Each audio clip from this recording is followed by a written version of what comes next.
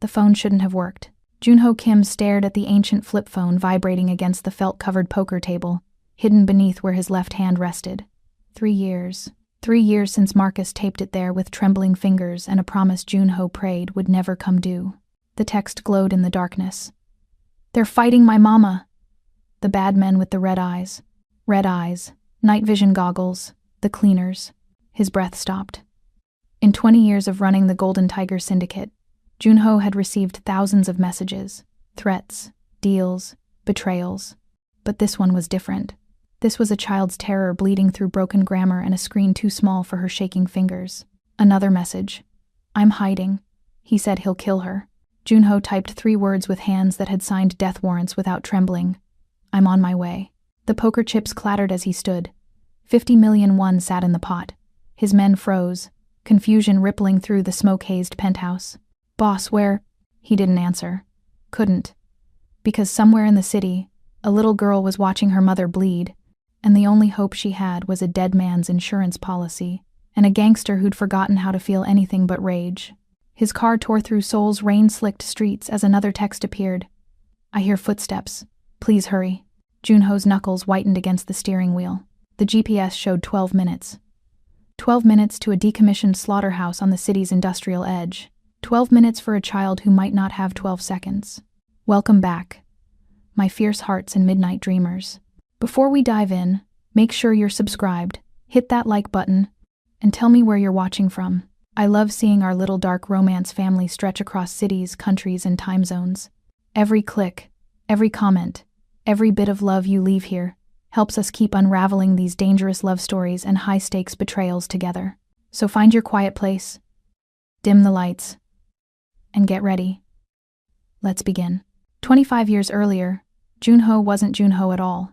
He was Kim Ji-woo, a 17-year-old kid living in a cramped apartment in Itaewon with his younger sister Min-seo and their mother, who worked 16-hour shifts at a textile factory just to keep them fed. Min-seo was 9 years old. She had eyes that sparkled like creek water in summer and a laugh that could chase away the darkness of their poverty-stricken existence. She believed her older brother could fix anything, solve any problem, chase away any nightmare that crept into their shared bedroom on cold Seoul nights. Ji-woo had been working late at an underground garage, hands black with engine grease, when the call came. The factory owner's son, drunk and entitled, had started a fight with one of the workers. Shots were fired. The bullets didn't care about innocence or dreams or little girls who were just waiting for their brother to come home and help with math homework. Min-seo died in Ji-woo's arms in a hospital that smelled like disinfectant and broken promises. She'd held his hand, her grip weakening with every shallow breath, and whispered words that would haunt him forever. "Appa, promise me you'll help other kids when they're scared." He'd promised. It was the last conversation they ever had. After the funeral, something fundamental shifted inside Kim Ji-woo. The part of him that believed in justice, in the system, in the possibility that good people could live safe lives, all of it died with his sister. The police couldn't protect his family. The law couldn't save Min-seo. The system had failed everyone he loved. So Ji-woo decided to become the system. He started with the man who'd pulled the trigger, the factory owner's son who'd bought his freedom with family money and connections. Ji-woo found him 3 months later in a noraebang, drunk and laughing about the incident like it was nothing more than a funny story. The body was never found. Neither was Kim Ji-woo. What emerged was something colder, harder, more calculated. He learned how power really worked in Seoul's shadows, who controlled what, where the real decisions were made. Within 5 years, he'd gone from grieving brother to feared enforcer. Within 10 years, he controlled 3 districts. Within 15 years, he owned half the city's underworld. And somewhere along the way, Kim Ji-woo disappeared entirely. What remained was Junho Kim, a man who'd built walls around his heart so thick that nothing could penetrate them. A man who'd convinced himself that caring about anyone was a luxury he couldn't afford. Until tonight. The GPS announced 5 minutes to destination.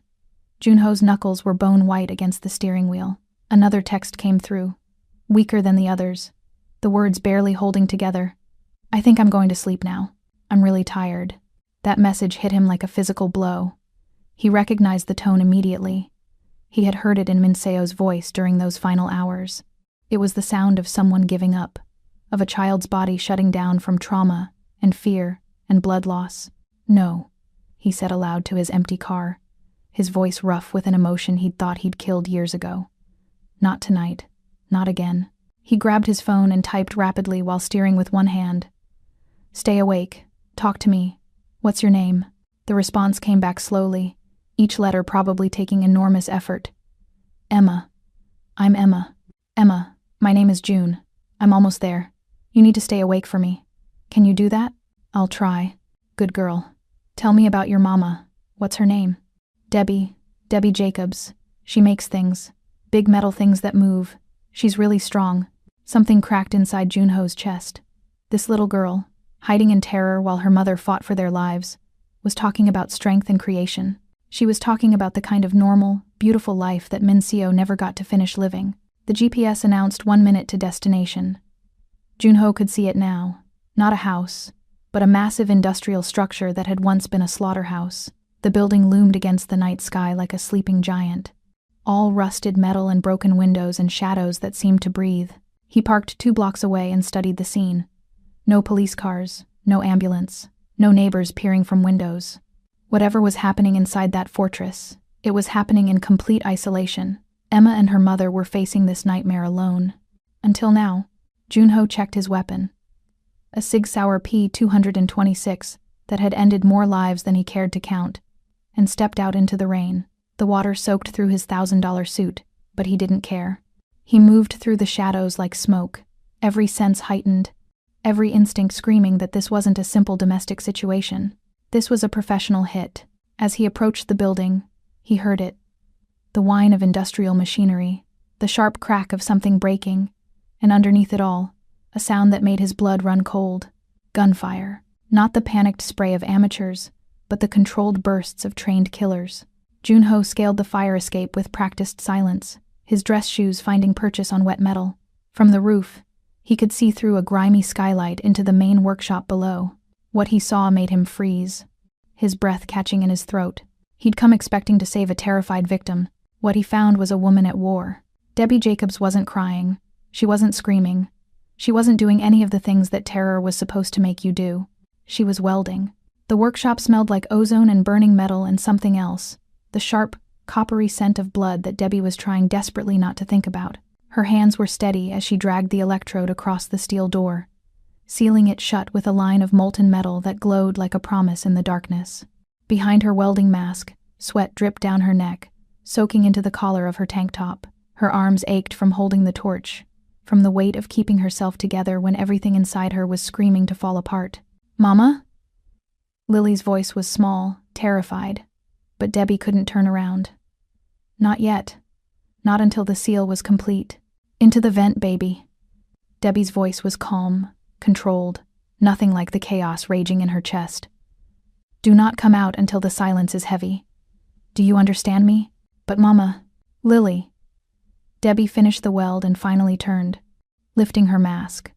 Her daughter stood there in her purple pajamas, clutching the teddy bear Marcus had given her 3 years ago, her dark eyes wide with fear. Debbie crossed the workshop in 3 strides and knelt, gripping Lily's small shoulders. "Listen to me. You are stronger than you think you are. Your daddy taught you how to be brave, and I need you to be brave right now. Can you do that for me?" Lily nodded, tears streaming down her cheeks. Debbie kissed her forehead, tasting salt and fear and love so fierce it hurt. "Good girl. Now go. And remember, if the door opens before I come get you, you drop the counterweight, just like we practiced." Lily scrambled toward the ventilation shaft, clutching her bear. Debbie watched until her daughter disappeared into the darkness, then turned back to face the door she'd just sealed. The banging had stopped. That was worse than the noise. Debbie had built this workshop with her own hands over the past 2 years. After Marcus died, after the life insurance money came through, she'd bought this decommissioned slaughterhouse and transformed it into something beautiful. Her kinetic sculptures, massive, moving pieces of industrial art, stood throughout the space like sleeping giants. She'd built them to express grief, to channel rage, to create beauty from the violence that had taken her husband. She never imagined they'd become weapons. The thermal drill started up outside, its high-pitched whine cutting through the silence. They were cutting through her reinforced door. Debbie looked at the control panel on the far wall, the one that operated the crusher, her largest piece. A hydraulic press disguised as abstract art, designed to slowly compress and reshape massive steel beams in a meditation on pressure and transformation. Tonight, it would serve a different purpose. Debbie moved through the workshop like a shadow, her work boots silent on the concrete floor. She climbed the catwalk that ran along the ceiling, positioning herself behind a support beam with a clear view of the door. In her hand, she held a modified nail gun, 300 pounds of pressure behind each 6-inch spike. Marcus had taught her to shoot when they first got married, back when he still worked legitimate construction jobs and they didn't know that his bosses were monsters. She wished he was here. God.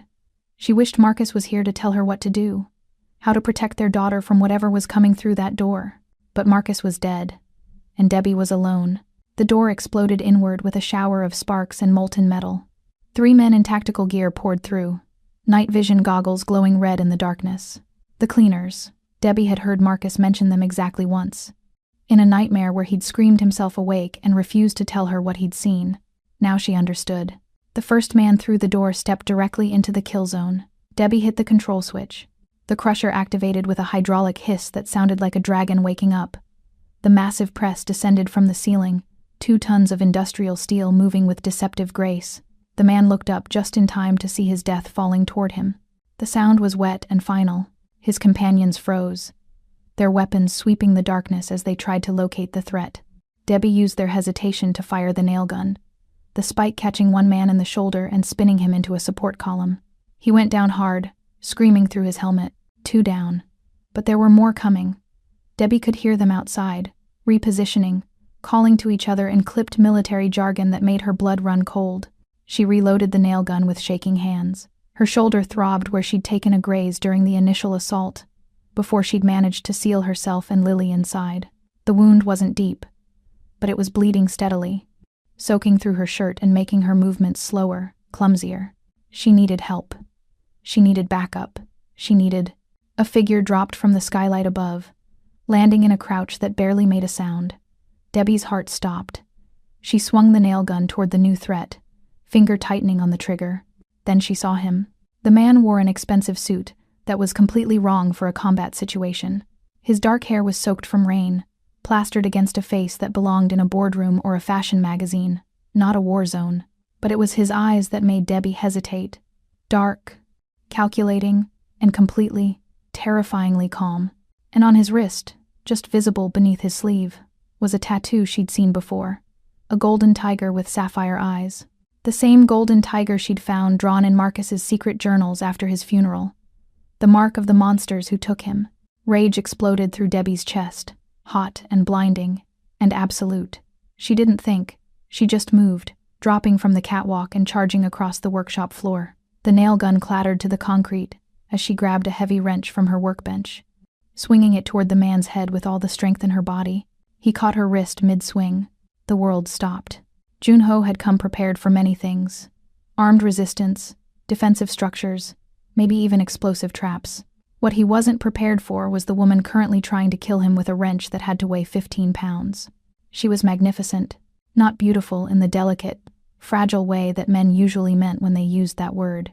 Debbie Jacobs was beautiful the way a storm was beautiful, the way a wildfire was beautiful, dangerous and untamed and absolutely lethal. Her dark skin gleamed with sweat in the emergency lighting, her natural hair pulled back in a bun that was coming undone, her arms corded with muscle that spoke of years wielding industrial tools, and her eyes. God, her eyes were molten with hatred as she stared at his tattoo. You killed him. Her voice was raw, broken, fury and grief twisted together into something sharp enough to cut. You killed Marcus. Junho held her wrist, feeling her pulse hammering against his fingers. She was strong, stronger than he'd expected. The wrench trembled between them, both of them locked in a contest of raw physical strength. I didn't kill him, Junho said, his voice low and controlled even as his heart raced. I'm the one he called. Liar! Debbie tried to wrench free, but Junho was faster. He twisted, using her momentum against her, and suddenly they were pressed together, her back against his chest, his arm wrapped around her waist to pin her arms. She was breathing hard, her body tense as a drawn bowstring. This close. He could smell her. Machine oil and ozone, and beneath it, something warmer. Fear and determination and life. His mouth was near her ear, close enough that his breath stirred the small hairs at her temple. "Listen to me," he growled, his voice rough. "The men outside are the cleaners. They don't stop until everyone is dead. Your daughter is in danger. You can hate me later. But right now, I'm the only thing standing between Lily and a bullet." Debbie went absolutely still. "How do you know her name?" "Because she texted me for help." Before Debbie could respond, a small voice called from the ventilation shaft, "Uncle Jay." Junho felt Debbie's entire body go rigid. He loosened his grip, letting her turn in his arms. They were still close enough that he could count the flecks of gold in her brown eyes, could see the confusion replacing the rage.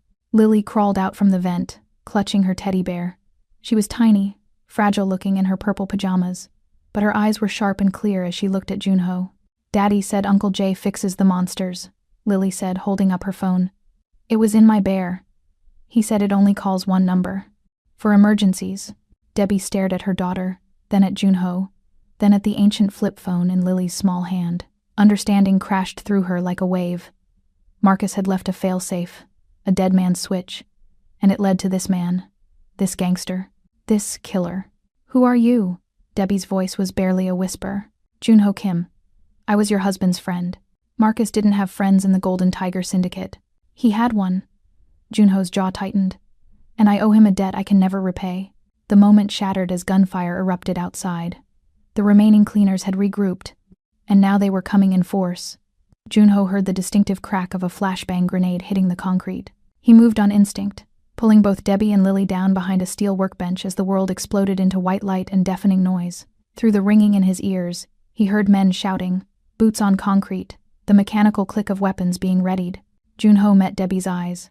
They were inches apart, their bodies tangled together in the confined space. Lily pressed between them. In that moment, he saw her make a decision.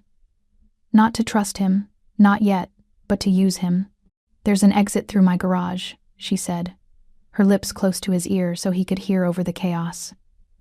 "But we have to cross the main floor." "How many?" "At least 6, maybe more." Junho did the calculations in his head.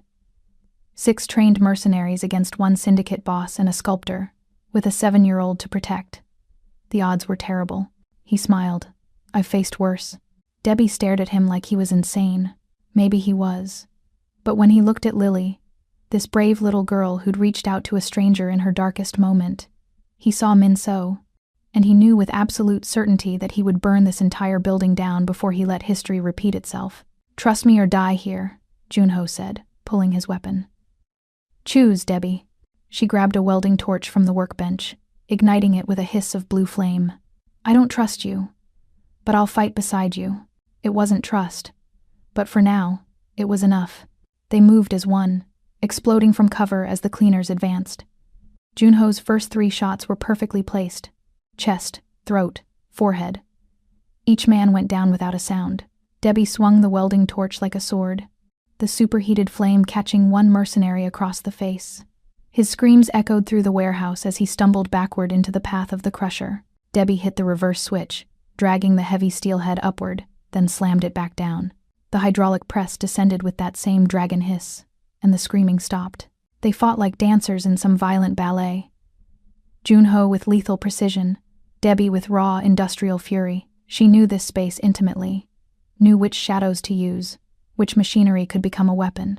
When 2 cleaners cornered them near the I-beam storage, Debbie released the magnetic clamps holding a suspended steel beam. It swung like a pendulum, crushing one man against the wall and sending the other sprawling.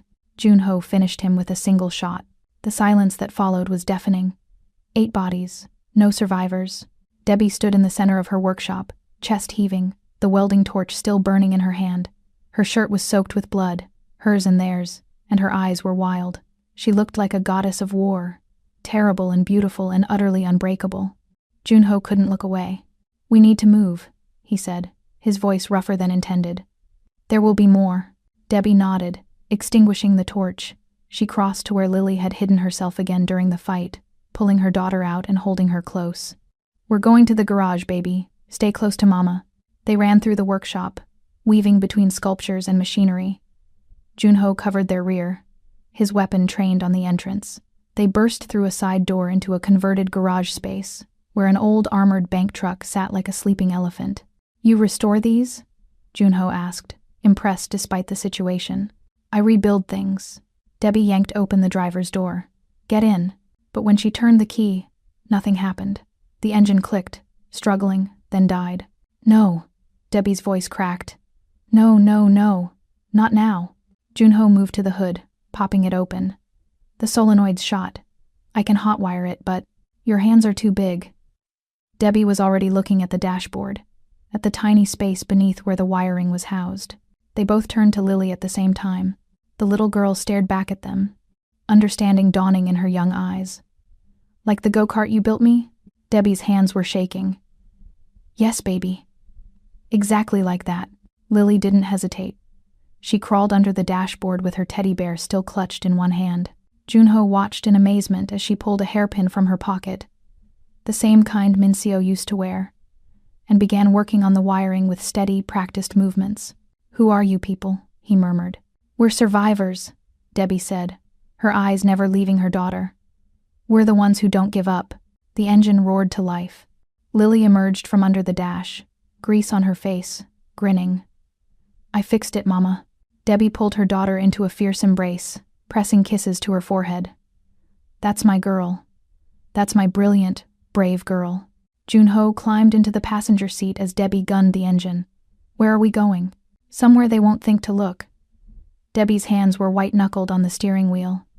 Somewhere I built.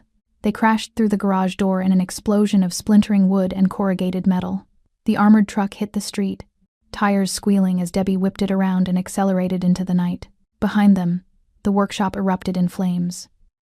Someone had triggered an incendiary device. Junho watched in the side mirror as Debbie's fortress, her sanctuary, her life's work, went up in orange and gold. Her face was stone. She didn't look back. In the rear seat, Lily whispered, Mama, are we going to be okay? Debbie met her daughter's eyes in the rearview mirror. Yes, baby, we're going to be okay. But Junho was watching the sky, where a small drone was pacing them 3 blocks back, its red light blinking in the darkness like a malevolent eye. They weren't safe yet, not even close. The drone stayed with them for 6 blocks before Junho made his move. Take the next left. I'm routing us into Sector 4. I have a sharpshooter on the roof of the textile plant. Get us in his line of sight, he said, his voice calm despite the adrenaline coursing through his system. Fast. Debbie didn't question him. She yanked the wheel hard, the armored truck's tires screaming as it careened around the corner into a narrow alley. The drone followed, adjusting its altitude to clear the buildings. Again. Right, then left. Debbie obeyed, weaving through the industrial district's maze of warehouses and loading docks. But the drone matched every turn, its camera tracking them with machine precision. It's not losing us, Debbie said through gritted teeth. I know. Junho was texting rapidly on his phone. I'm calling in a favor. When I say now, kill the lights and take the tunnel entrance on your right. What tunnel? The one you built for the city's water reclamation project 3 years ago. Debbie's head snapped toward him, her eyes wide with shock. How do you know about that? Because your husband told me. He said you were the best structural engineer he'd ever met, even if you didn't have the degree to prove it. Junho's phone buzzed. He smiled, a dangerous predatory expression. Now, Debbie killed the lights and wrenched the wheel right. The truck plunged down a concrete ramp that most people would have missed entirely, into the mouth of a storm drain tunnel wide enough for maintenance vehicles. The darkness swallowed them whole. Behind them, the drone hovered at the tunnel entrance, its sensors struggling with the sudden absence of visual tracking.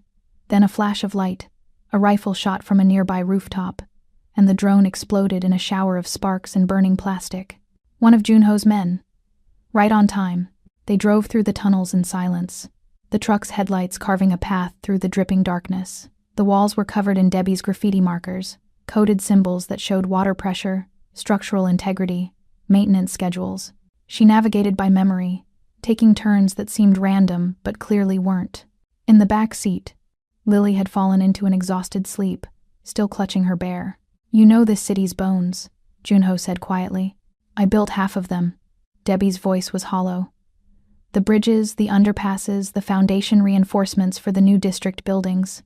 I was the welder on every major project for 5 years. Marcus got me the jobs through his union connections. The jobs that were fronts for the mob. I didn't know that then. Debbie's hands tightened on the wheel. I thought I was just helping build the city. I thought Marcus was just a good union man with good connections. I didn't know he was working for the Golden Tiger. I didn't know any of it until the night he came home bleeding and terrified, telling me we had to run. What stopped you? He wouldn't tell me why. He said knowing would put Lily and me in danger. Debbie's voice cracked. 2 days later, he was dead. Car accident, they said. Lost control on a bridge I'd helped reinforce. The irony wasn't lost on me. Junho was quiet for a long moment. It wasn't an accident. I know that now. Debbie's eyes shone with unshed tears in the dashboard lights. I've known for a while. But everyone told me I was paranoid, that grief was making me see conspiracies. So I stopped asking questions. I built my workshop, created my art, raised my daughter. I tried to forget. Someone didn't want you to forget. The city developer. Debbie spat the title like a curse. David Kang. He's been buying up the industrial district, tearing down the old buildings to make room for luxury apartments. His shell companies kept trying to buy the slaughterhouse from my blind trust for 6 months. He didn't know it was me until his men broke in last week and found the deed. And he sent the cleaners. He sent them because I know where the bodies are buried, literally. Debbie took a sharp turn, the truck tilting dangerously before righting itself. I welded the smuggling compartments into the bridge supports, the hidden rooms in the building foundations. I documented everything, because I'm meticulous, because I'm an engineer at heart, even without the paper to prove it. Those documents show which buildings are structurally unsound, which foundations were cut with substandard materials, while the developer pocketed the difference. Junho leaned forward, understanding dawning. How many buildings? 15. High-rises, all of them. If the truth came out, Kang would go to prison for manslaughter. Hundreds of people are living in death traps because he wanted to maximize profits. Where are the documents? Debbie smiled. And it was the saddest thing Junho had ever seen. That's the problem. They're not in documents. Not anymore. She pulled the truck into a wider chamber, an old maintenance station that had been converted into a makeshift garage. The space was dry, lit by emergency lighting that ran on a backup generator. Along the walls were shelves stocked with supplies, water, food, medical kits, tools. Marcus built this, Debbie said, shutting off the engine. After he started getting nervous, before he died. He called it the panic room. I've maintained it, restocked it. I never thought I'd actually need it. They climbed out of the truck. Junho carried Lily, still sleeping, and laid her gently on a cot in the corner. Debbie covered her with a blanket, smoothing her daughter's hair with infinite tenderness. The documents, Junho prompted. Debbie straightened, meeting his eyes. I made sure they couldn't find them, Debbie said, her eyes darkening. 2 years ago, after the 3rd time someone broke into my workshop, I realized hiding them in a safe wasn't enough. I realized that as long as those papers existed, we'd never be safe. Then why are they still hunting you? Because Kang doesn't know I destroyed them, and because... Debbie hesitated, then reached for the hem of her shirt. Junho's breath caught as she turned, lifting the fabric to expose her back. Her skin was a map of scars, raised, puckered tissue that formed patterns across her shoulder blades and down her spine. At first, they looked random, the aftermath of a terrible welding accident. But as Junho stepped closer, studying them in the harsh light, he saw the truth. They weren't random. They were precise, deliberate. A topographical map, he breathed. Every tunnel, every hidden room, every structural flaw. Debbie's voice was steady, but Junho could hear the tremor beneath. I encoded it using a system Marcus and I developed. Thermal scarification, done in stages over 6 months. It hurt like hell, but it was the only way to keep the information safe. Junho reached out, his fingers hovering just above her skin. May I? Debbie nodded, her breath hitching slightly as his fingertips made contact. His hands were rough, calloused from violence, but his touch was surprisingly gentle as he traced the raised lines of scar tissue. Each ridge and valley was a street, a building, a secret. You turned yourself into the key, he murmured. I turned myself into a target. Debbie shivered, though whether from cold or from his touch, Junho couldn't tell. If Kang gets his hands on me, he can photograph the scars and decode them. He'll know exactly which buildings to demolish before anyone can investigate.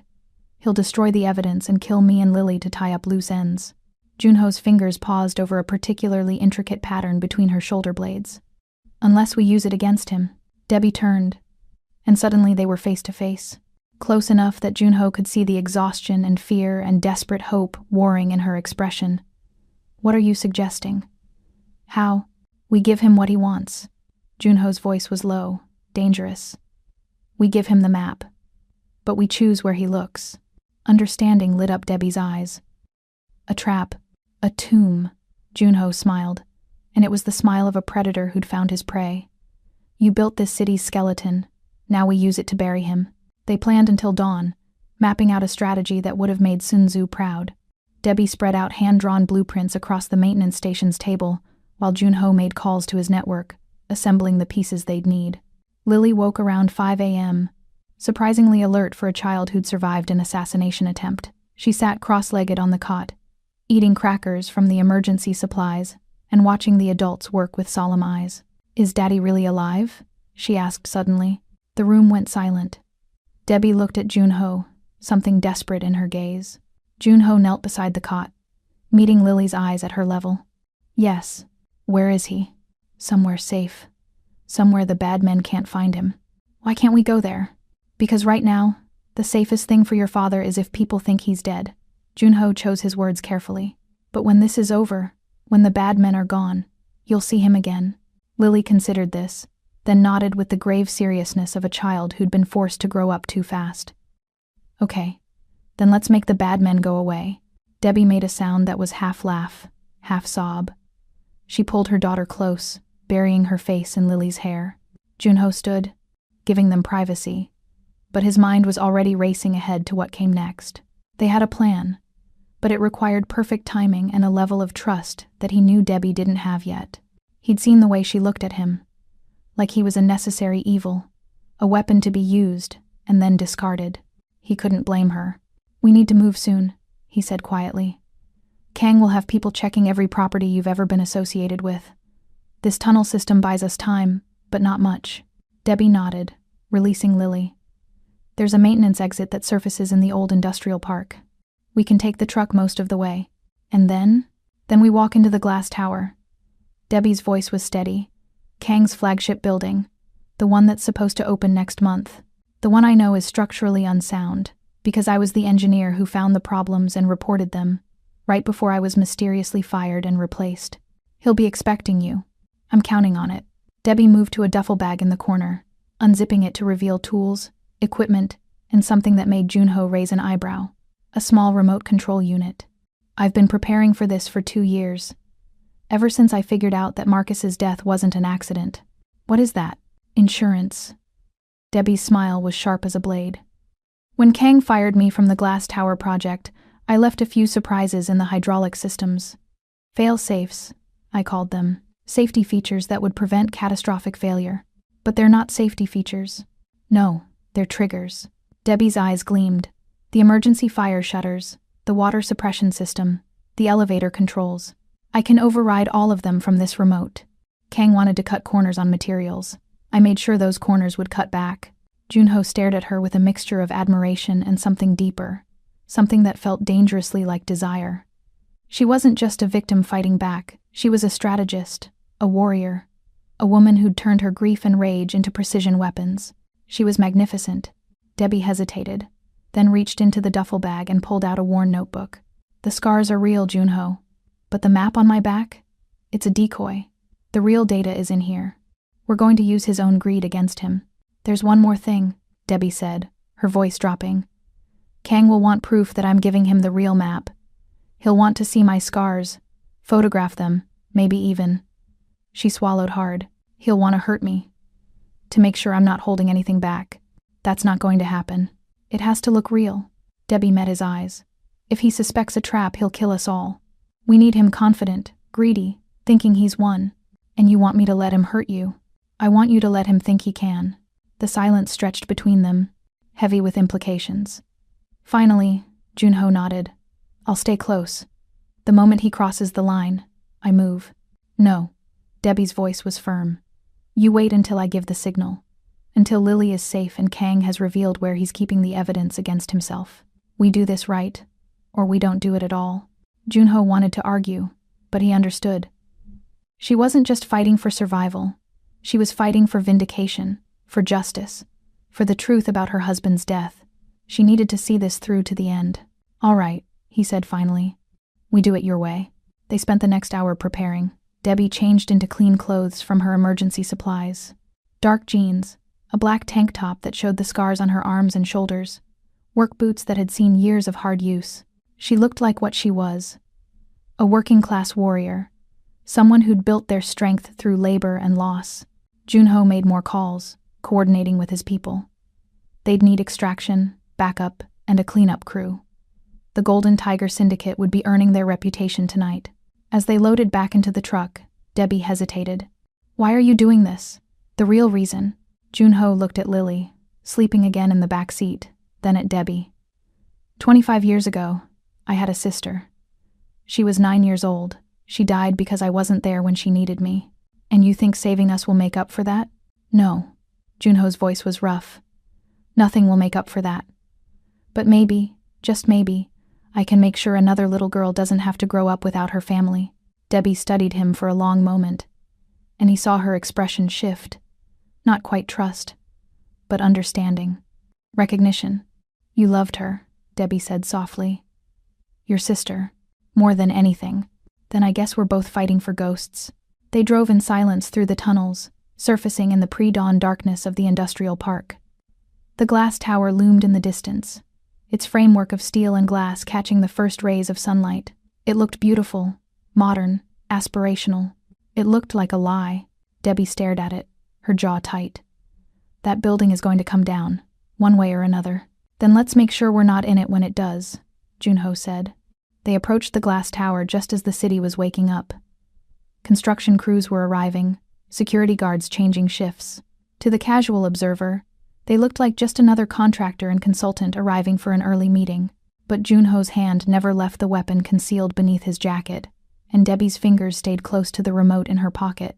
They walked through the main entrance, past the expensive marble and the designer furniture, into the elevator that would take them to the penthouse level where David Kang conducted his business. As the elevator climbed, Debbie reached out and took Junho's hand. Her palm was calloused, scarred, strong. "Whatever happens up there." "Nothing's going to happen," Junho interrupted. "We walk out together. All three of us." "You can't promise that." "Watch me." The elevator doors opened onto a scene of casual luxury. Floor-to-ceiling windows overlooking the city. Art that screamed money. Furniture that whispered power. And standing by the windows, flanked by 4 men in tactical gear, was David Kang. He turned as they entered, a smile spreading across his handsome face. "Miss Jacobs, I was beginning to think you wouldn't accept my invitation." "I didn't have much choice," Debbie said coldly. "No, I suppose you didn't." Kang's eyes slid to Junho, recognition dawning. "Junho Kim, the architect himself. I'm honored." "You won't be," Junho said. "Confident. I like that." Kang gestured to his guards. "But you're outnumbered and outgunned, so perhaps we should all be civil." His gaze returned to Debbie. "You have something I want. I have something you want. Let's make a trade." "What could you possibly have that I want?" Debbie spat. Kang snapped his fingers. A door opened, and a woman walked in. Mrs. Higgins, the sweet old neighbor, the trusted nanny. The woman who'd watched Lily 100 times while Debbie worked late in her workshop. The woman who'd betrayed them. Debbie's hand flew to her pocket, to the remote, but Kang was faster. "My driver just sent word that he has secured the package," Kang said pleasantly, gesturing to the old woman. "And Mrs. Higgins here has kindly provided a list of Lily's fears, should she prove uncooperative." The room tilted. Debbie's vision went red at the edges. Junho moved slightly, putting himself between her and the guards. But his face was expressionless. "What do you want?" Debbie's voice was ice and murder. "The map." Kang smiled. "Every tunnel, every flaw, every secret you burned into your flesh. I want photographs, measurements, everything. And then I want you to disappear. Permanently." Debbie looked at Junho. He gave the slightest nod. "Fine," she said, reaching for the hem of her shirt. "But first, you're going to tell me where you're keeping the original construction documents. The ones that prove you killed my husband to cover up your crimes." Kang laughed. "Why would I tell you that?" Debbie smiled, and it was the most terrifying expression Junho had ever seen on another human being. Because, she said sweetly, you're standing on the wrong pillar. And then all hell broke loose. The remote detonated before Kang could scream. Debbie's thumb pressed down on the button with the same calm precision she used to strike an arc. The hydraulic system she'd sabotaged 2 years ago, the one that controlled the emergency fire shutters on the penthouse level, engaged with a sound like thunder rolling through steel veins. The shutters didn't descend. They guillotined. 2 tons of reinforced steel slammed down across the elevator banks, the stairwell access. Every exit Kang had positioned his men near. The sound was catastrophic. Metal screaming against metal, concrete cracking, glass exploding outward in a shower of glittering daggers. One of the guards was caught beneath the shutter near the east wall. The sound he made lasted less than a second. Junho moved like smoke through the chaos. His weapon was already drawn, already firing. 2 shots, chest, throat, and the guard nearest to them crumpled. Another guard raised his rifle, but Debbie was faster. She grabbed a steel I-beam sample from Kang's pretentious desk display and swung it like a baseball bat. The impact against the man's skull was wet and final. Kang stumbled backward, his expensive shoes slipping on marble that was now slick with dust and blood. "You crazy bitch!" "Lily, is 3 blocks away in your black sedan?" Junho interrupted, his voice colder than winter steel. "The one your driver parked in the underground garage. The same driver who's been on my payroll for 6 months." Understanding and terror warred across Kang's face. "Mrs." Higgins tried to run for the one exit that remained, the service corridor. But Debbie was already there, blocking her path with nothing but presence and rage. "You watched her," Debbie said, her voice barely above a whisper. "You held my daughter. You sang her to sleep. And you sold us. They threatened my pension." Mrs. Higgins started. Debbie's fist connected with the old woman's jaw with the force of years wielding 20-pound hammers. Mrs. Higgins went down hard, her head cracking against designer tile. "Your pension," Debbie repeated flatly. Then she turned back to Kang. The developer was trapped between the 2 of them now. Junho blocking one side, Debbie the other. His remaining guards were either dead or trapped behind the shutters, their muffled shouts barely audible through reinforced steel. "The documents," Debbie said. "The ones proving you killed Marcus. Where are they?" Kang's laugh was desperate, ragged. "You think I'd keep evidence of murder in my office? I'm not stupid." "No, but you're sentimental." Junho holstered his weapon and pulled out his phone, tapping it twice. A projection appeared on the nearest wall. Security footage from Kang's private residence. "You kept them in your grandfather's safe, the one you had installed in your bedroom behind the Rothko." Kang's face went ashen. "You're wondering how I know that," Junho continued, his voice conversational despite the violence soaking the air around them. "Your decorator, your security consultant, your interior designer. They all work for me. You've been building your empire on my foundation, David. You just didn't know it. This is insane." Kang was shaking now. "You can't just— The police will. The police will find a corrupt developer who died in a tragic construction accident," Debbie interrupted. "They'll find evidence of bribery, fraud, and conspiracy to commit murder. They'll find documentation showing you ordered the death of a union worker who discovered your cost-cutting measures. And they'll find a little girl's testimony about the night men tried to kill her mother." She stepped closer, and Kang pressed back against the windows, floor-to-ceiling glass that overlooked the city he'd been bleeding dry. "You wanted to see my scars," Debbie said softly. "The map you think will save you." She reached for the hem of her tank top, and both men went still. Kang with desperate hope, Junho with something darker, more possessive flickering in his eyes.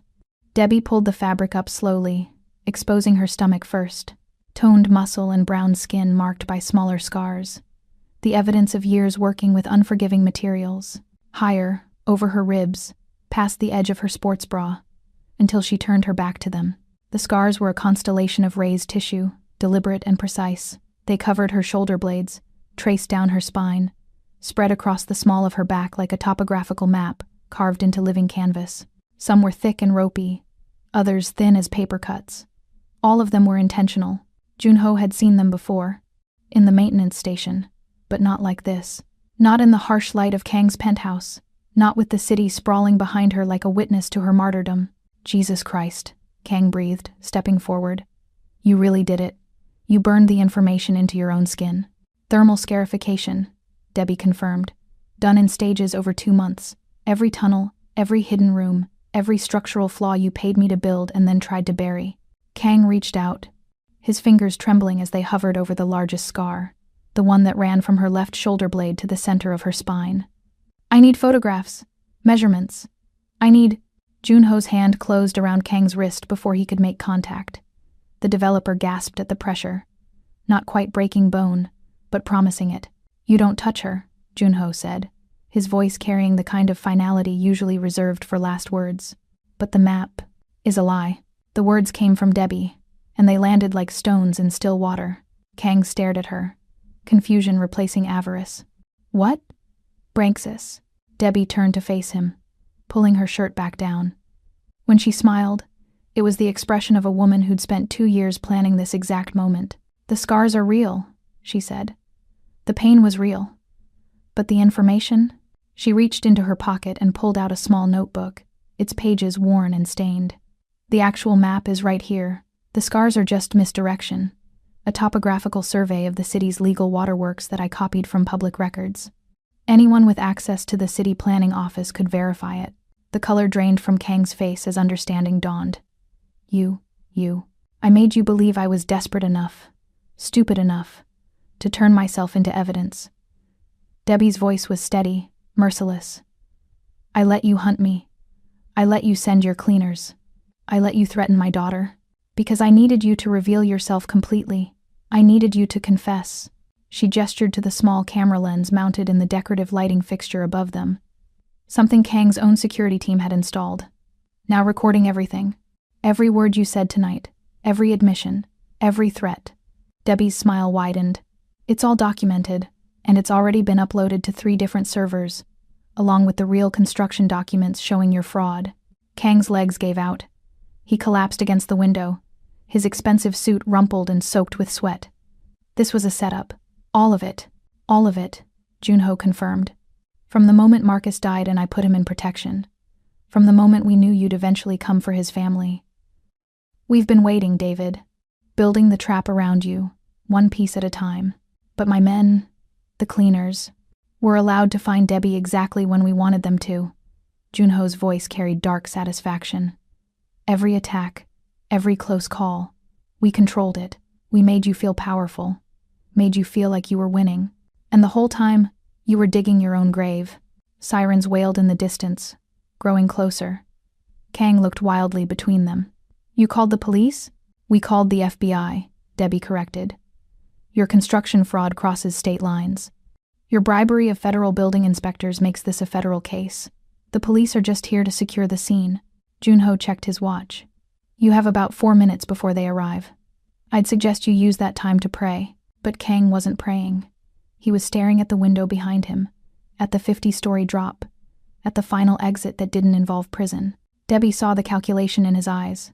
She'd seen that same look before, on the faces of men who'd run out of options and discovered they preferred death to consequence. Don't, she said quietly. Kang met her gaze.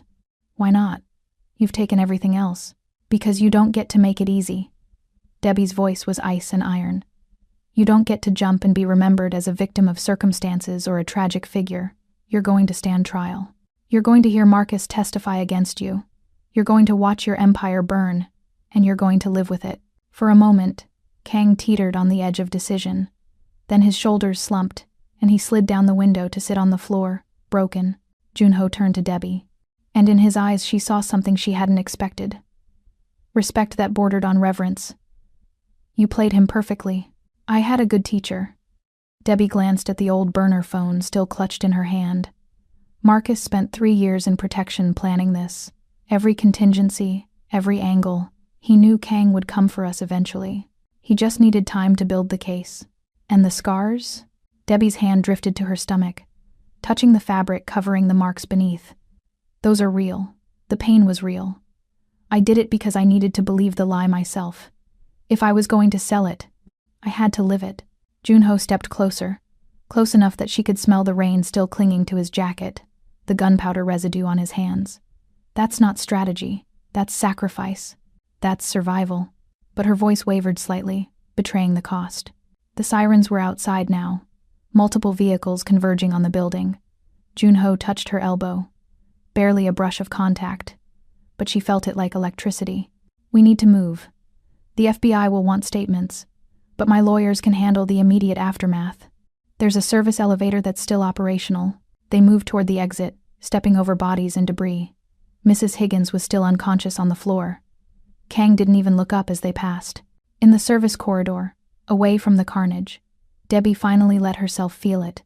The exhaustion, the terror, the rage that had fueled her for 2 years. Her hands started shaking, and she pressed them against the concrete wall to steady herself. "Hey." Junho's voice was softer than she'd ever heard it. "You're safe now. It's over." "Is it?" Debbie looked at him. This man who'd walked into her nightmare and somehow became her partner in controlled destruction. Kang had connections. The Golden Tiger has enemies. Marcus is still in protection, which means he's still in danger. Marcus will be relocated permanently with full immunity.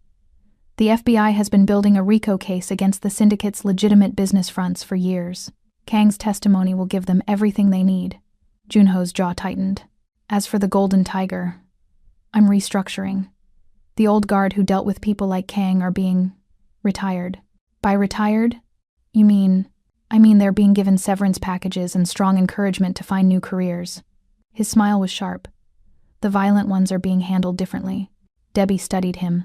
This man who commanded empires from shadows, who'd sacrificed pieces of his organization to protect her family.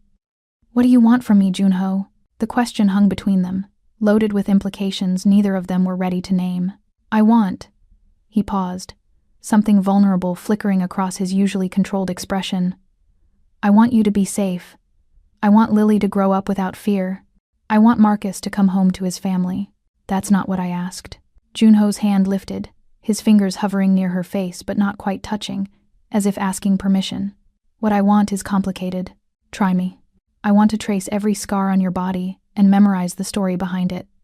I want to watch you build something beautiful instead of destroying what's ugly. I want..." He stopped himself, jaw clenching. "I want things I have no right to want." Debbie's breath caught. They were standing too close in the narrow corridor, the emergency lighting casting half his face in shadow. She could see the war in his eyes, desire fighting duty, want fighting wisdom. "Maybe I want them too," she whispered. The moment stretched, taut as a welding wire before it snaps. Then the chime of the service elevator broke the silence. FBI agents poured into the corridor, their voices sharp with authority. Junho stepped back, the mask of the architect sliding back into place. But his eyes promised. "Later. We'll finish this later." 3 weeks later, Debbie stood in the ruins of Kang's glass tower and watched demolition crews prepare to bring it down properly. The building had been evacuated, condemned, and tagged for controlled destruction. Every structural flaw she'd documented was now public record. The families who'd nearly moved into death traps were being relocated and compensated. The construction workers who'd been pressured to cut corners were testifying. And David Kang was in federal custody. His empire systematically dismantled by prosecutors who'd waited years for a case this airtight. Debbie breathed in the scent of concrete dust and possibility. The late afternoon sun painted everything in shades of gold and amber, turning the skeletal framework into something almost beautiful. "You're smiling." Junho's voice came from behind her, warm and slightly amused. "That's new." She turned to find him standing at the edge of the construction zone, dressed down for once, dark jeans, a black Henley, leather jacket. He looked younger like this, more human, though no less dangerous. "I'm watching something broken get fixed properly," Debbie said. "It feels good." He walked to her side, and they stood together watching the crew's work. His arm brushed hers, not quite touching, but close enough to share warmth. "The FBI wants you to consult on their infrastructure fraud task force," Junho said. "Apparently your eye for structural deception is valuable. I heard. They're offering competitive salary, full benefits, and a position that doesn't require a formal degree." Debbie's smile turned wry. Marcus would have loved the irony. His wife working for the feds. Speaking of Marcus. Junho pulled out his phone, tapping it twice. "He asked if you and Lily would like to video call tonight. He's been cleared to resume limited contact now that the case is solid." Debbie's hand flew to her mouth, tears springing to her eyes. "Really? Really?" Junho's expression softened. "He wants to see his daughter's face, and yours." The emotion crashed through her. Relief, joy, grief, for the years lost. She turned away, trying to compose herself, but a sob escaped anyway. Junho's hand settled on her shoulder, steady and warm. "It's okay," he said quietly. "You're allowed to feel it." "I don't know how to feel it anymore." Her voice cracked. "I've been in survival mode for so long, I forgot what it's like to just be. Then learn again." His hand moved from her shoulder to the small of her back, a gesture that was protective and possessive all at once. "You have time now. You have safety. Take it." Debbie turned in the circle of his arm, looking up at him. The setting sun cast shadows across his face, highlighting the sharp angles, the intensity in his dark eyes. "What about you? What will you do with time and safety?" "I'm going legitimate." His smile was self-deprecating. "Well, mostly. The Golden Tiger is restructuring into private security and risk management. No more protection rackets. No more smuggling. We're cleaning house. That's a big change. I met a woman who turned herself into evidence to protect her daughter." Junho's voice dropped lower. Intimate. "She reminded me that some things are worth the cost." The air between them charged with unspoken tension. Debbie was acutely aware of his hand on her back, the heat of his body close to hers, the way his eyes tracked across her face like he was memorizing her. "Junho," she started, not sure what she wanted to say. "I know." His thumb traced small circles against her spine, the touch sending shivers through her. "Too soon. Too complicated. Marcus is coming home, and you need time to rebuild your life." "Yes," she agreed. "All of those things. But," Debbie reached up, her calloused fingers tracing the line of his jaw, "but I can't stop thinking about you. About us. About what might happen when the dust settles." His eyes darkened, desire flickering in their depths. "Debbie, don't." She pressed her finger to his lips. "Don't tell me all the reasons it's a bad idea. Don't tell me about the complications or the consequences. Just tell me the truth. Do you want me?" The silence stretched between them, loaded with potential. Then Junho's hand came up to cradle her face, his touch reverent despite the roughness of his palm. "I've wanted you since I watched you turn your workshop into a war zone," he said, his voice raw. "I've wanted you every moment since. But I won't take advantage of—" She kissed him. It wasn't gentle. It wasn't soft. It was 2 years of survival and fear, and fighting transmuted into connection. Lips and teeth and desperate need. Junho made a sound low in his throat and pulled her closer, his arms wrapping around her with bruising intensity. They broke apart, gasping, foreheads pressed together, breathing the same air. "That was," Junho started. "A mistake?" Debbie's heart hammered against her ribs. "Perfect." He kissed her again, softer this time, savoring, terrifying and perfect. Debbie laughed against his mouth, the sound shaky with emotion and desire. "We're a mess. We're warriors who survived a war." Junho traced her lower lip with his thumb. "Give yourself permission to want something good, even if that good thing is a reformed gangster with more enemies than allies. Especially then." They stood wrapped in each other as the sun set behind the glass tower, turning the city into a watercolor of orange and purple. Eventually, they'd have to face the complications. Marcus's return, the rebuilding of their lives, the slow work of learning to trust in safety again. But for now, in this moment, Debbie let herself feel wanted, cherished, protected. She let herself feel. The controlled demolition of the glass tower was scheduled for dawn, exactly 6 months after Kang's arrest. Debbie stood on the observation platform with Lily beside her, both of them wearing safety gear and holding noise-canceling headphones. Behind them, a crowd had gathered. Journalists, city officials, families who'd nearly moved into condemned apartments, construction workers who'd blown the whistle, and Junho, standing close enough that his presence was a steady comfort. "You ready?" he asked Debbie quietly. She nodded, squeezing Lily's hand. Her daughter had been through so much, but she was resilient. Already back in school, already laughing again, already asking when she could visit Daddy. Tonight they'd video call Marcus properly, with Lily able to see and hear him without fear. The thought made Debbie's throat tight with emotion. "Mama, will it be loud?" Lily asked, looking up with wide eyes. "Very loud, baby." Debbie knelt to her level. "But we're safe here. And when it comes down, we'll know that all the bad things Kang did are coming down with it." Lily considered this with a child's gravity. "Good. Buildings should be safe." "Yes, they should." Debbie kissed her forehead. The demolition crew chief's voice crackled over the loudspeaker, counting down. 30 seconds. 20. 10. Debbie slipped the headphones over Lily's ears, then her own. Junho moved to stand directly behind them, his hands coming to rest on Debbie's shoulders. An anchor. A promise. The first explosives detonated. The glass tower shuddered, concrete cracking with sounds like thunder trapped in stone. The charges were precisely placed, exactly calculated to bring the structure down without damaging surrounding buildings. It was beautiful in its precision, destruction as art, physics as poetry. The building folded into itself, floor by floor, disappearing into a cloud of dust and debris. The sound was overwhelming even through the noise-canceling headphones, a roar that Debbie felt in her bones. 30 seconds.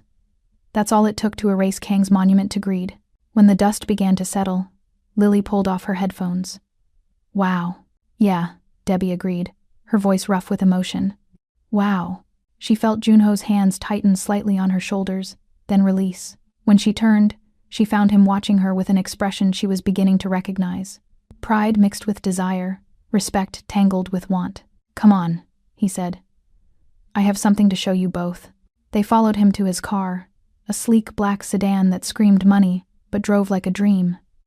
He navigated through the city streets with the easy confidence of someone who knew every shortcut, every hidden route. Where are we going? Lily asked from the back seat, her nose pressed to the window. Somewhere special, Junho said, meeting Debbie's eyes briefly. Somewhere your mama built. Debbie's brow furrowed in confusion, but she trusted him. That alone was remarkable. She trusted him. They drove for 20 minutes, eventually pulling up to a newly constructed community center in a neighborhood that Debbie recognized. She'd welded the support structures here 3 years ago, back when Kang was still pretending to care about civic projects. This was supposed to be luxury condos, she said, stepping out of the car. It was. Junho opened the door for Lily, helping her out, until someone anonymously purchased the property and donated it to the city for community use. The renovation was just completed last week. He led them to the entrance, where a small plaque was mounted beside the door. Debbie's breath caught as she read it. Marcus Jacobs Community Center. In honor of a union worker who stood for safety and integrity. Tears blurred her vision. How? Marcus worked on this building. He was the one who first reported the structural issues to Kang. Junho's voice was gentle. When Kang tried to bribe him, Marcus refused. When Kang threatened him, Marcus gathered evidence. This center stands because of him. Did you do this? Debbie whispered. The Golden Tiger bought the property, but the donation was anonymous, and the renovation funds came from several sources, including the settlement money from families Kang defrauded. Junho opened the door. Come inside. The interior took Debbie's breath away. The space was beautiful. High ceilings, natural light, open rooms designed for classes and gatherings, and on the walls were her sculptures, the kinetic art pieces she'd thought were destroyed in the workshop fire. How? She repeated, touching one of the smaller pieces, a mobile that moved with air currents, steel and copper dancing together. I had my people salvage what they could the night of the attack, Junho admitted. I couldn't save your workshop, but I could save your art. Lily ran ahead, exploring the space with the boundless energy of a 7-year-old who'd been through darkness and found light on the other side. Her laughter echoed through the center, pure and bright. Debbie turned to Junho, overwhelmed. Why? Why do all of this? He stepped closer, his hand coming up to cup her face. Because you deserved better than survival. You deserved triumph. This is too much. No. His thumb brushed her cheekbone. It's not enough. It will never be enough to balance what you and Marcus sacrificed. Debbie leaned into his touch, letting herself feel the full weight of his regard. I don't know how to thank you. Don't. Junho's voice was rough. Don't thank me for doing the bare minimum of being decent. That's not what this is. Debbie placed her hand over his, holding it against her face. This is extraordinary. They stood like that, caught in a moment of perfect understanding, until Lily's voice called from the other room. Mama! There's a room with my name on it. Debbie pulled back, confusion and hope warring in her chest. What? Junho smiled. A real smile, warm and genuine. Come see. They followed Lily to a smaller room off the main hall. Above the door, a hand-painted sign read, Lily's Creative Space. Inside was every tool and material a young inventor could dream of. a child-safe welding station, a robotics kit, drawing supplies, building materials. The walls were covered in inspiration. Photos of female engineers and inventors, blueprints of famous structures, quotes about creativity and courage. Lily spun in the center of the room, her eyes huge. "Is this really mine?" "It's yours," Junho confirmed. "For you and any other kids who want to learn to build and create. Your mama is going to teach classes here." Debbie stared at him. "I am? If you want to." His expression softened. "The city needs people like you. People who understand that structures should be safe. That building isn't just about profit. Marcus wanted this. A place where his daughter could grow up surrounded by possibilities instead of fear." The tears came then, hot and unstoppable. Debbie pressed her hands to her face, trying to hold back the sobs, but they came anyway. 2 years of terror and grief and rage finally transmuting into something gentler. Junho's arms came around her, pulling her against his chest. She could feel his heartbeat, steady and strong. An anchor in the storm of her emotion. "Let it out," he murmured against her hair. "You're safe. She's safe. Let it out." So she did. She cried for Marcus, for the years they'd lost, for the fear Lily had carried. She cried for the woman she'd been before all this, and for the warrior she'd been forced to become. She cried until the tears ran dry, and she was left shaking and exhausted in Junho's arms. When she finally pulled back, Lily was standing in the doorway with a box of tissues, her small face serious and understanding beyond her years. "It's okay to cry, Mama," Lily said softly. "Daddy used to say crying is just your heart cleaning itself." Debbie laughed through the last of her tears, pulling her daughter close. "He did say that, didn't he?" "Yeah." Lily snuggled against her. "I miss him." "Me too, baby. Me too." Junho watched them, and Debbie saw something shift in his expression. A wall coming down, a decision being made. "He's waiting," he said quietly. "Marcus is on video call right now, if you're ready." Debbie's head snapped up. "Now?" "Now." Junho pulled out a tablet from a messenger bag. He wanted to be here for this, to see the center, to see you. With shaking hands, Debbie took the tablet. The screen showed a video feed, and there he was. Marcus, older, thinner, with more gray in his hair and lines around his eyes. But alive, whole, real. "Debbie," he breathed, his voice cracking. "Marcus." Her voice was barely a whisper. Lily scrambled onto her lap, pressing her face close to the screen. "Daddy! Daddy! I learned to hotwire a truck!" Marcus laughed, the sound watery with emotion. "That's my girl.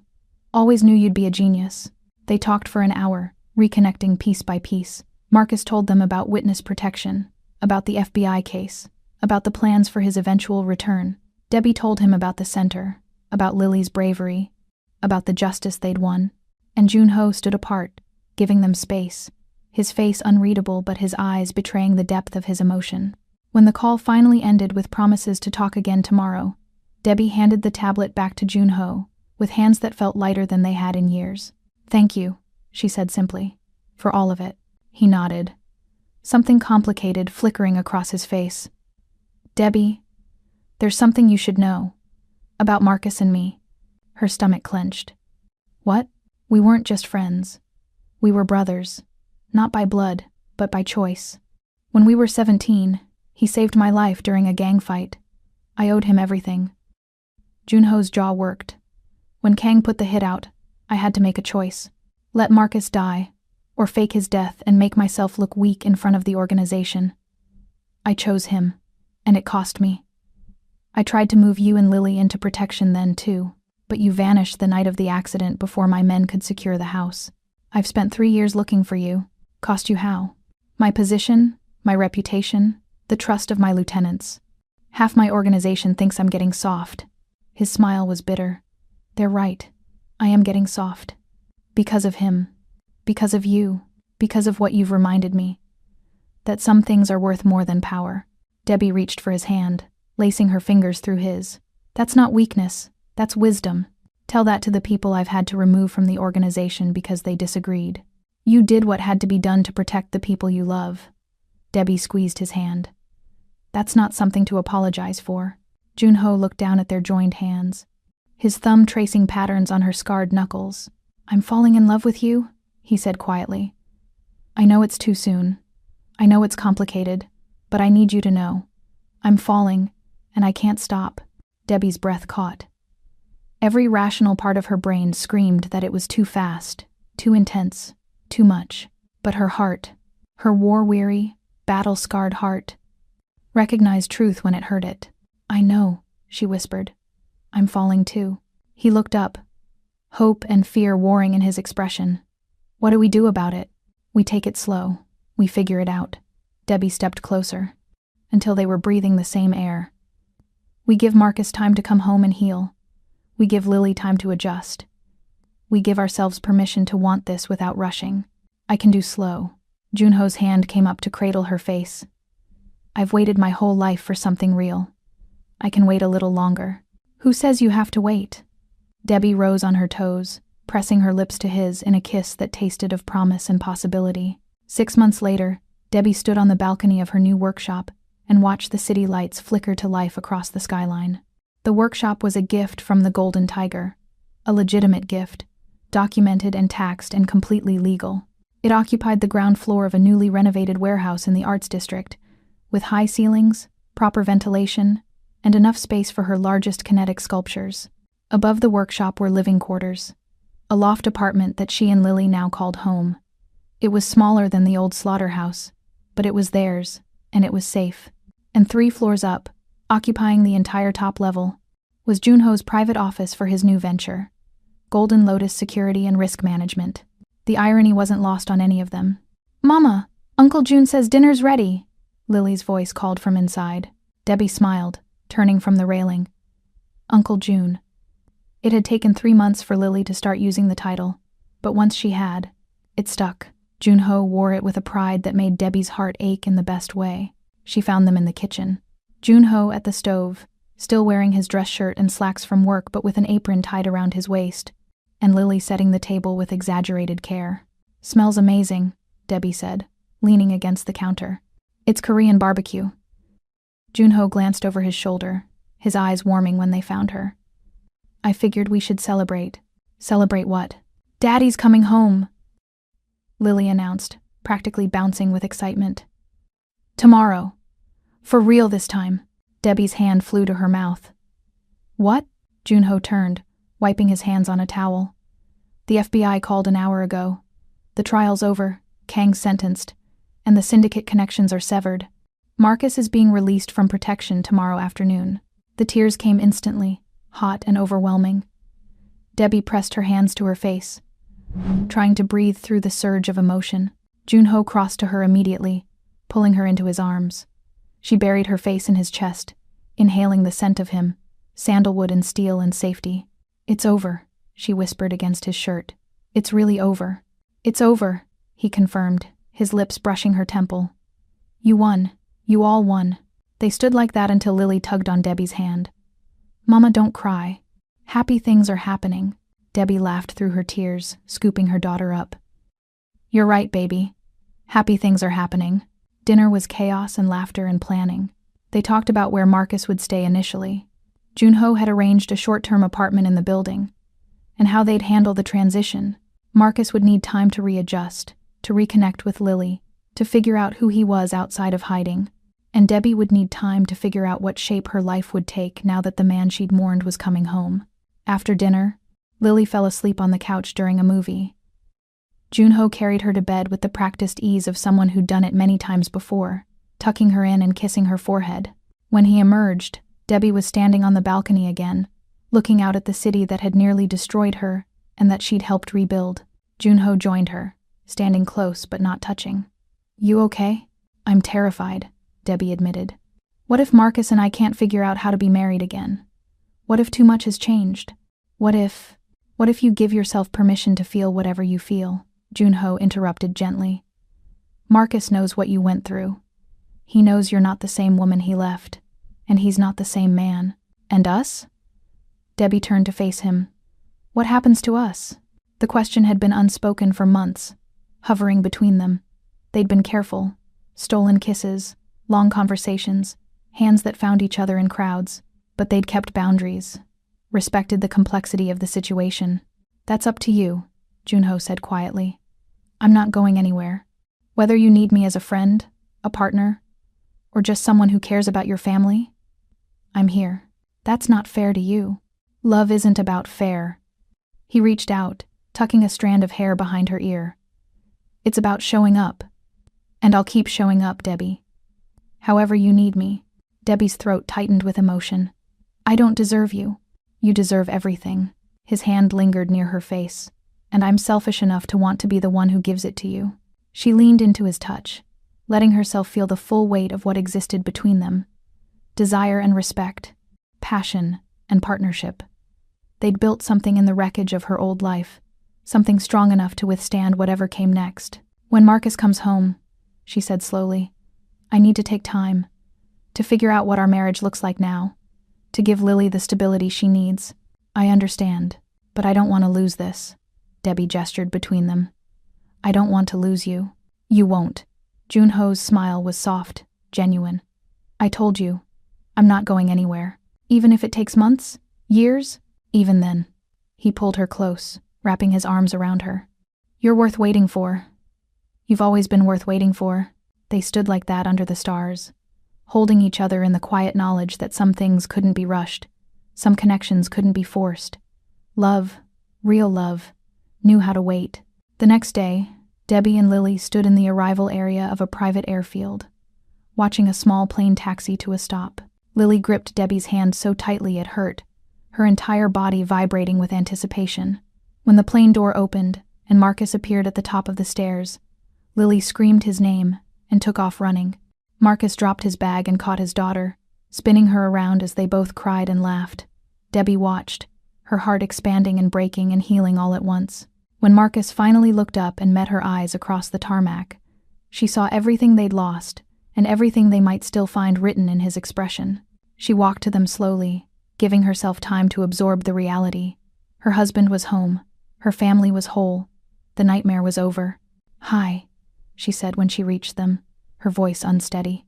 Hi, Marcus replied, and his voice was just as broken. They stared at each other over Lily's head. Two people who'd loved each other once, who'd built a life together, who'd been torn apart and forced to survive separately. We have a lot to talk about, Debbie said finally. Yeah. Marcus shifted Lily in his arms. We do, but not today. Debbie reached out, touching his arm. The first physical contact in 3 years. Today, you're home. And that's enough. Marcus's eyes shone with tears. Thank you. For protecting her. For being so strong. I wasn't alone. Debbie glanced back toward the car where Junho waited, giving them space. There were people who helped. Marcus followed her gaze, understanding flickering across his face. June told me. About everything. About. He paused, choosing his words carefully. About how much you've all been through together. I hope that's okay. Debbie. Marcus's voice was firm. You survived. You protected our daughter. You brought down Kang and exposed his corruption. However you did that. Whoever helped you. I'm grateful. Lily tugged on his shirt. Daddy, you have to meet my room. And my workshop. And Uncle June makes really good Korean food. Marcus laughed, kissing the top of her head. Uncle June, huh? He's really cool, Lily said seriously. And he's teaching me about physics and engineering and how to throw a punch properly in case bad men come back. That's good? Marcus looked to Debbie for help. She shrugged, fighting a smile. Our daughter is a warrior princess now. Deal with it. A warrior princess. Marcus shook his head, wonder in his voice. Of course she is. She's your daughter. They drove back to the warehouse together. Marcus, Debbie, and Lily in the back of Junho's car, with Junho driving and giving them space to talk. The conversation was awkward at first, halting. But by the time they reached the building, some of the old ease had returned. Marcus's apartment was ready. Modest but comfortable, with a view of the city and close enough to Debbie's workshop that Lily could run between both homes. As they helped him settle in, Debbie felt the weight of the past 3 years finally begin to lift. They weren't the same people they'd been. They might never be those people again, but they were here, they were alive, and they had the chance to build something new from the wreckage of the old. That night, after Lily was asleep and Marcus was settled in his apartment, Debbie found Junho on the roof of the building. He'd turned it into a garden. Green plants and comfortable seating, a space for thinking and breathing and healing. "Hey," she said softly, not wanting to startle him. He turned, his face softening when he saw her. "Hey yourself. How's Marcus?" Overwhelmed, grateful, processing. Debbie sat beside him on the bench, their shoulders touching. "He wants to thank you properly. For everything. He doesn't need to thank me. I owed him. You owed him his life. You gave him his family back." Debbie turned to face him fully. "That's more than any debt required." Junho was quiet for a moment, his eyes searching her face. "Are you okay?" "Really? I don't know," Debbie admitted. "I love Marcus. I always will. But I'm not the woman he married, and he's not the man I married. We have to figure out if we can still be those people to each other. And if you can't, then we figure out how to co-parent and be friends and build new lives." She took his hand, lacing their fingers together. "But whatever happens, I need you to know something." "What's that?" "You changed my life. You saved my life. And She paused, gathering courage. "I love you. Maybe not in the same way I loved Marcus. Maybe not in a way that makes sense right now. But I love you. And that's not going to change regardless of what happens with my marriage." Junho's hand tightened around hers. "Debbie, you don't have to say anything." She pressed her finger to his lips. "I just needed you to know. Because you deserve to be loved, Junho. Fully and fiercely and without reservation." He pulled her finger away, his eyes intense. "I love you too. God help me, I love you too." They sat together under the stars, holding hands like teenagers, letting the complexity of their situation exist without trying to solve it. Some things couldn't be solved. They could only be lived through, day by day, choice by choice. Below them, the city sparkled with possibility.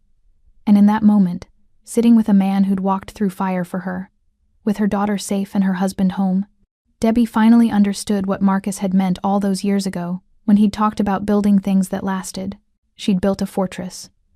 But more than that, she'd built a family. Not the traditional kind, not the simple kind, but the kind that survived wars and came out stronger on the other side. And that, she thought as Junho's thumb traced circles on her palm, was worth every scar. 3 years later, the Marcus Jacobs Community Center was hosting its annual showcase, and the building buzzed with energy and creativity. Debbie stood near the main exhibition, watching 10-year-old Lily demonstrate her latest invention, a robotic arm designed to assist with precision welding. The crowd around her daughter was thick with impressed parents, potential investors, and journalists documenting the young prodigy. "She's incredible," Marcus said, appearing at Debbie's side. "She's terrifying," Debbie corrected with a smile. "Last week she asked me to teach her about controlled demolitions." Marcus laughed. "That's definitely your daughter." They stood together comfortably, the way divorced parents who'd worked hard to remain friends stood. Their marriage had lasted another year after his return before they'd both admitted what they'd known deep down. They loved each other, but they weren't in love anymore. Too much had changed. They'd become different people who wanted different lives. The divorce had been amicable, the custody arrangement flexible. Marcus had moved into his own place 2 blocks away, close enough to be present in Lily's life, far enough to build his own future, and Debbie had taken her own leap. Strong arms wrapped around her waist from behind, and she leaned back into the familiar embrace. Junho's chin rested on her shoulder, his breath warm against her neck. "Your daughter is holding court like a CEO," he murmured. "She learned from the best." Debbie tilted her head to look at him. "You taught her how to command a room. I taught her confidence. You taught her substance." He pressed a kiss to her temple. "That combination is unstoppable." Marcus watched them with an expression that was equal parts gratitude and wistfulness. "Take care of them," he said quietly to Junho. "Always," Junho replied, and the promise in his voice was absolute. Marcus nodded once, then moved toward the crowd where his girlfriend, a kind forensic accountant he'd met through the FBI case, was waiting for him. Debbie and Junho stood together, watching the community they'd helped build thrive around them. Golden Lotus Security had become a powerhouse in the private sector. Debbie's consulting work had made her one of the most sought-after structural engineers in the region, and together they'd created something that went beyond their individual successes. They'd created family, chosen, and fierce. "Hey," Junho said softly, "there's something I want to show you." He led her to a quiet corner where a new sculpture had been installed. One of hers, a kinetic piece called Phoenix Rising. It was steel and copper and glass, and when the light hit it right, it seemed to burn with inner fire. Beside it was a plaque she hadn't seen before. For Debbie Jacobs, who taught me that some things are worth burning for, and some loves are worth building on. Debbie's breath caught as Junho dropped to one knee, pulling a simple platinum band from his pocket. "I know we've done this backwards," he said, his voice steady despite the emotion in his eyes. "We fell in love in the middle of a war, built a life in the aftermath, and took our time figuring out what we wanted. But I know now, with absolute certainty, that what I want is you. Every scar, every strength, every complicated piece of your beautiful life. Will you marry me?" Debbie's hands flew to her mouth, tears streaming down her face. Across the room, Lily had stopped her demonstration and was watching with huge, hopeful eyes. "Yes," Debbie whispered. "Yes, yes. 1,000 times yes." Junho slipped the ring onto her finger and stood, pulling her into a kiss that tasted of promise and future and hard-won peace. The crowd around them erupted in applause, but Debbie barely heard it. All she heard was her own heartbeat, strong and steady and alive. And in that moment, standing in the community center named for her first love, being proposed to by the man who'd helped her survive the worst and celebrate the best, Debbie finally understood what it meant to be truly, completely home. Not a place, not a building, but the people who chose to stand with you when the world tried to tear you down. That was home. That was family. That was love.